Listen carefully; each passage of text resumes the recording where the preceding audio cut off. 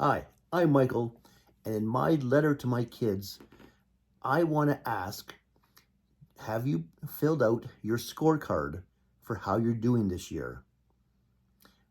Your scorecard is something you need to do every year and then review it and update it, and next year give yourself a new scorecard. Now, what kind of scorecard would I talk about for how are you doing? Of course, a lot of things we talk about. I'm talking about your measurement of your money. Now, money is not everything. Money doesn't bring happiness. Money is not important in terms of who you are. You can be very happy with empty hands. You can be very grumpy with lots of money. So, money does not become a measurement of who you are, but money is a measurement of how you are doing. So, do your scorecard right now. Just make some notes. Write out what have been your expenses the past month, what has been your income for the past month. And you need to ask yourself, have you been struggling? Are you just surviving? Are you succeeding? Are you able to save more? Are you able to share more? And then ask yourself these questions. If you can make some changes in your past behavior of how you've been spending things, we'll be able to save more for the future. We'll be able to share more with others. And this really comes down to not just numbers. Numbers is a measurement. Numbers gives you a scorecard. But it really comes down to the choices you make. It comes down to the priorities you have. If it's important to you to be able to help others, then you'll put on the top of your budget sharing.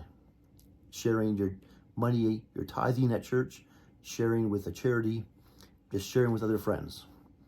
Maybe there's friends at work just need a lunch every so often.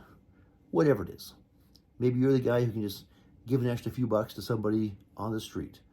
Whatever it is. If that's important to you, then you put it at the top of your budget.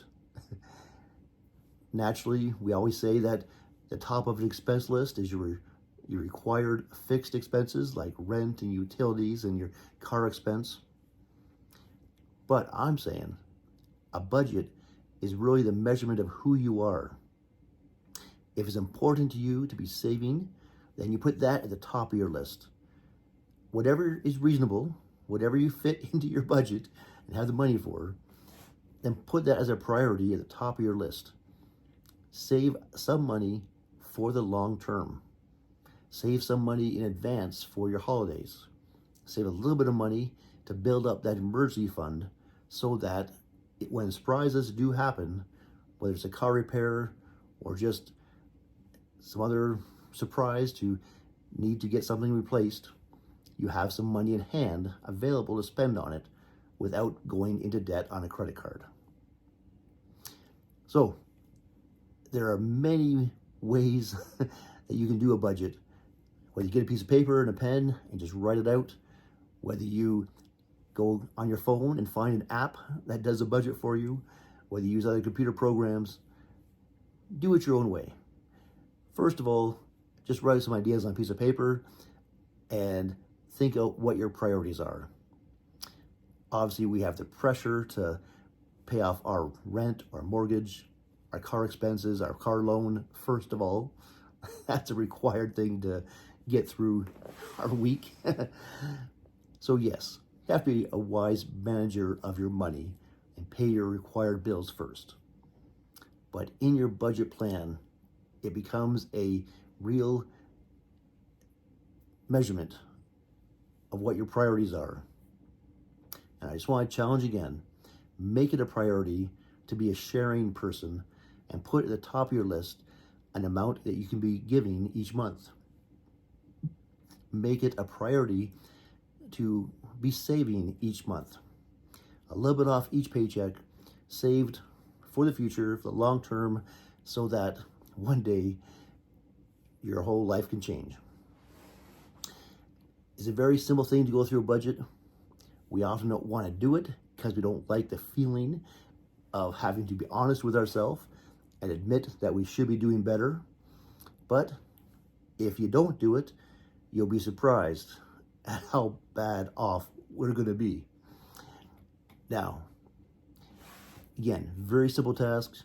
Just write out the expenses, write out the income, find the reality check of where the balance is, and then do your best to be the person you want to be saving more, to be giving more, to be a sharing person, and do the best you can. Like I say, very easy to do it. We often don't want to because we don't want to admit how much we're struggling or how much we could be doing better, but do it. Be honest with yourself. And in saying this, it's not just about you.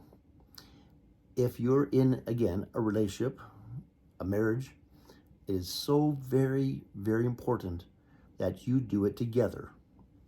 This is not something to take into a private room and write yourself and then just hope it works out. That will fail. If you're married, it's something you must do together. You must talk it out, show all the expenses, all the income, have no secrets on this project at all. If in this type of project there are secrets held back, there will be a fail. A fail on the budget and a fail in the marriage.